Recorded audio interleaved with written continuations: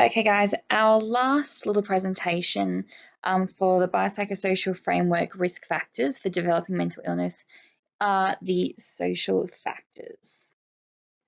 So, social factors originate in the external environment and interact with internal factors. So, these are external, so these are quite easy to change. So, we're looking at things like the school that you go to. So we're looking at like friends, family. We're looking at environmental factors like temperature and things like that. Now, if you want a little acronym to help you, you can think of ARS.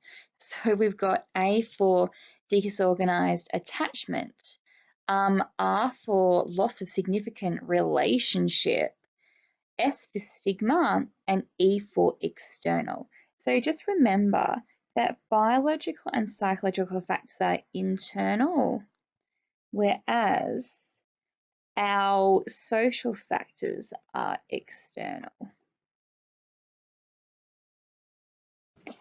So our first social factor is loss of a significant relationship. So healthy relationships can promote self-esteem and confidence, providing a sense of belonging, and they also assist in the development of coping skills. So people who have significant relationships are more likely to feel happier and satisfied with their lives. And overall, this will lead to better mental health. So a loss of a significant relationship is perceived by the individual as being of considerable importance to them. And so we're talking about like death of a family member, a partner, a friend, or a pet. And so when loss occurs, it often results in significant emotional and behavioral changes. And this in turn can have serious consequences for the person. So what this is generally known as is grief. Um, it is a normal reaction to the experience of loss, and it comprises a mix of thoughts, feelings, and behaviors, generally of which are quite negative. Although this is normal, natural, and inevitable, the intensity of the grief, how long it lasts, and the reactions will differ from person to person. And if it's not dealt with properly, it can lead to ongoing anxiety and unhappiness. What studies have found is that grief is not a mental disorder in itself, so it generally resolves itself naturally over time. However, it may precipitate depression or substance abuse disorders in the same way that other major stresses can trigger other kinds of disorders for other vulnerable people. So those who have a previous history of depression or substance abuse may be at higher risk of experiencing a relapse of their disorder due to a loss of a significant relationship. So we're looking specifically at depression and substance abuse rather than other kinds of disorders. Although this is a trigger factor, so this is a trigger for all sorts of disorders. It's just more common in those with depression or substance abuse disorders. Our second social factor is stigma as a barrier to accessing treatment. So stigma is social disapproval of a particular characteristic or attribute that sets a person apart from others. What stigma is typically associated with is shame, disgrace, or disapproval associated with a particular characteristic, such as like skin color, cultural background, or more specifically, a mental health disorder for us. So when someone is stigmatized, they're viewed in a negative way because of something that makes them different from the majority. And what that leads to is stereotyping and discrimination based on the disorder that they might have. So, for example, if you come out and say, "Oh, I've got schizophrenia," then a stereotype that might come along with that is that you're dangerous and you might be a danger to society, of course, which is incorrect. There are lots of effects of stigma. Generally, these are negatives and they are due to stereotypes of the label. So we have feelings of shame, self-doubt, poor self-esteem, low self-efficacy, hopelessness and isolation, distress, There is a lack of understanding by family, friends, or others.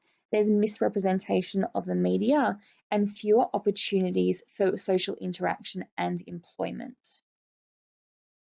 So we're looking at like all of these here. So any of those are really good effects. So as a result, people with mental health disorders are less likely to seek help. So this is a perpetuating factor. They have a lower chance of staying on their medication. And they also have a slower or reduced chance of recovery. What studies have shown is that people who do have a mental disorder, they're actually much less likely to seek help. So they're much less likely to seek treatment. And so this is another reason why those with mental illnesses may not get better, because they don't feel like they can access proper treatment because they're so scared that they're going to get those negative labels. And our last factor for social factors is disorganized attachment. So before we start looking at disorganized attachment, we should talk about what attachment is.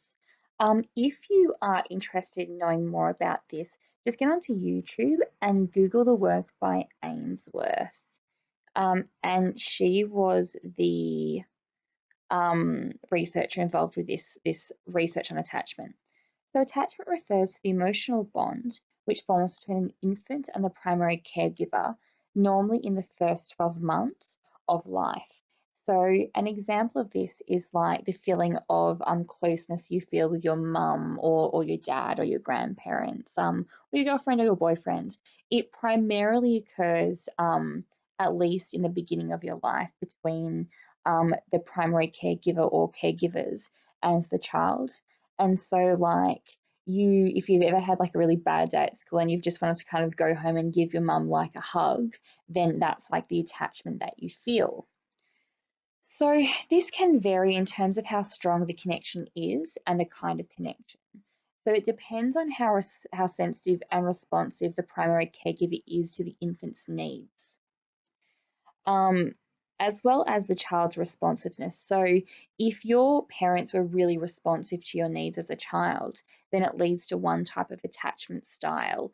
If they were really distant, it might lead to another kind of attachment style.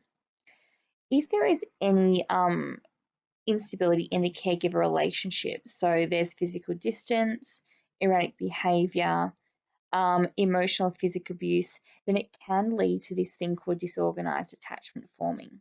So disorganized attachment is one of 4 attachment types. And it's not very common. The most common is secure attachment. And if you're interested, it might be worth just looking at Ainsworth research to see what kinds of attachment styles there are. These type of attachment styles don't tend to change over time unless there are significant changes in life. And they have really massive implications on how you attach to others around you or how you form relationships. So as we can see here, we have those 4 different attachment types. So secure is the most common at 60%, and disorganized is quite uncommon at 15%. Disorganized attachment is characterized by inconsistent or contradictory behavior patterns in the presence of the primary caregiver by the child. So what that looks like is odd or ambivalent behavior by the child towards their parent when reunited after a period of separation. So for example, they might approach the parent cautiously, and they might avoid eye contact. They might display expressions of fear. What this has been linked to is factors such as abuse, hostile caregiving, unresponsive caregiving, postnatal depression, and the mother having unresolved trauma or experiencing loss through separation, divorce, or death when they're in the first 12 months of the infant's life. And that's the thing that kind of leads to this disorganized attachment. So what this results in is children developing a lower sense of trust and security and lower levels of emotional intelligence than children who have displayed more secure attachment styles. Disorganized attachment is considered a social risk factor for the development and progression of mental health disorders. because children with this particular type of attachment find it hard to form close relationships, to open up with others, or to seek out help or other forms of social support. What this leads to in adults is what we can see down here. So this leads to things like difficulty trusting people, as they were unable to trust those they relied on when they were a child. They struggle to parent their own children. They find it difficult to form and sustain solid relationships because they have poor social and emotional regulation skills. They have difficulty managing stress, and they might even demonstrate hostile or aggressive behaviours. So, all of these things increase the risk of developing a mental health disorder. So that's it for the social risk factors. And after this little bit, you've actually learnt about the biological, psychological, and social risk factors.